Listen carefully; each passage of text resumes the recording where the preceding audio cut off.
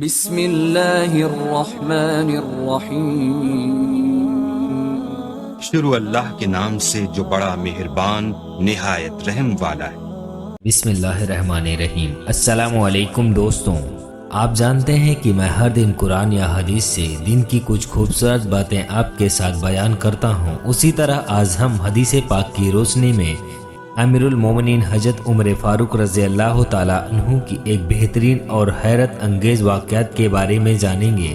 آپ سبھی حضرات جانتے ہیں کہ اسلام اور ہم سب کے پیارے آقا حضور پاک نبی کریم صلی اللہ علیہ وسلم کے حضور حضرت عمر فاروق رضی اللہ تعالیٰ عنہ کا کتنا اعلیٰ اور عزیز مقام تھا۔ آپ سبھی حضرات کو یہ بھی معلوم ہے تو بتاتے چلتا ہوں کہ بخاری شریف کی حدیث ہے کہ حضرت عمر فاروق رضی اللہ تعالیٰ عنہ کی یہ واحد صحابی رسول ہیں جن کو شیطان بھی سامنے آتا دیکھ کر اپنا راستہ بدل لیتا تھا۔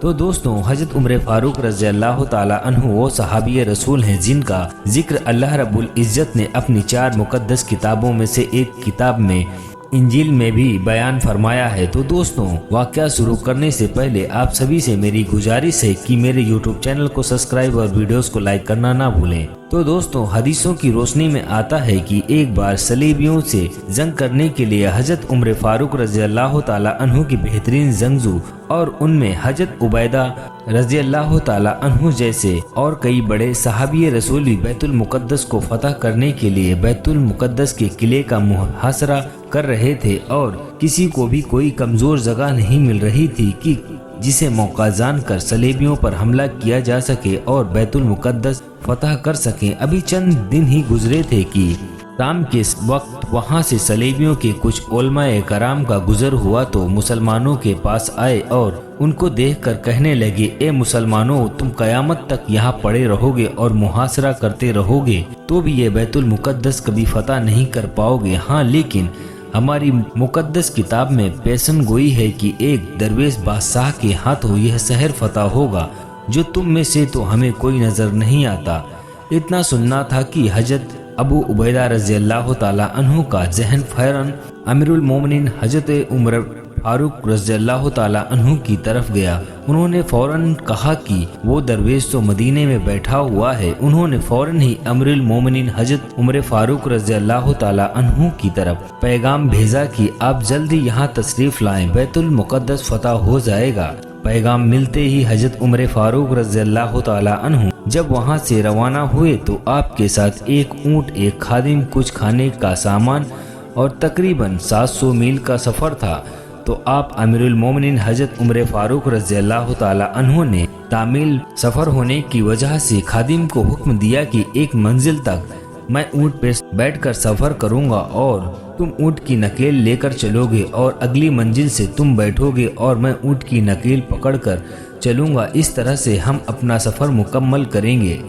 اسی طرح وہ 700 میل کے لمبے سفر کو نکل پڑے، اور ادھر جب بیت المقدس کے لوگوں کو معلوم چلا کہ درویش بادشاہ مسلمانوں سے ہے تو وہاں کے کمانڈروں اور بادشاہوں نے طے کیا کہ اس درویش سے ملا جائے۔ ادھر جب عمر فاروق رضی اللہ تعالیٰ عنہ اپنے خادم کے ساتھ بیت المقدس پہنچنے تو جب ایک سفر باقی رہ گیا تو اس بار اونٹ پہ بیٹھنے کی باری خادم کی تھی۔ تو وہ خادم کہنے لگا، امیر المومنین آپ بیٹھ جائیں، لوگ کیا کہیں گے؟ لیکن حضرت عمر فاروق رضی اللہ تعالیٰ عنہ نے اسے سختی سے منع فرما دیا اور کہا، باری تمہاری ہے۔ اور وہ گلیوں میں کیچڑ کی وجہ سے جوتے ہاتھ میں لیے ہوئے اور پھٹے ہوئے کپڑوں میں اسی حال میں ہی وہ بیت المقدس تشریف لائے۔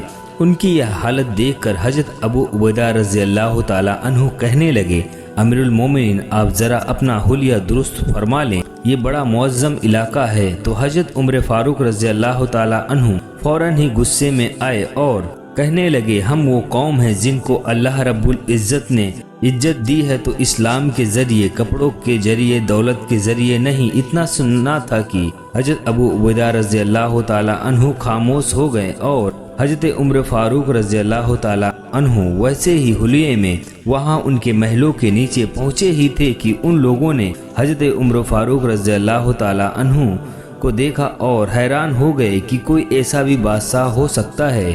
پھر انہوں نے ساری تفصیلات موجود پائی جو ان کی کتابوں میں موجود تھی، اور ان سبھی لوگوں نے اپنے ہتھیار زمین پر ڈال دیے۔ اس طرح بنا خون ریزی کے حضرت عمر فاروق رضی اللہ تعالی عنہ نے بیت المقدس فتح کر لیا۔ اللہ اکبر، اللہ اکبر۔ دوستوں، واقعات اور بھی بہت بڑے ہیں، لیکن میں ویڈیو یہیں پہ سماپت کرتا ہوں۔ امید کرتا ہوں دوستوں آپ کو یہ ویڈیو یا معلومات پسند آئی ہوگی۔ تو آپ سبھی سے میری گزارش ہے کہ اسی طرح کی اسلامک معلومات حاصل کرنے کے لیے میرے یوٹیوب چینل کو سبسکرائب اور ویڈیوز کو لائک کرنا نہ بھولیں۔ ملتے ہیں اگلے ویڈیو میں، تب تک کے لیے اللہ حافظ۔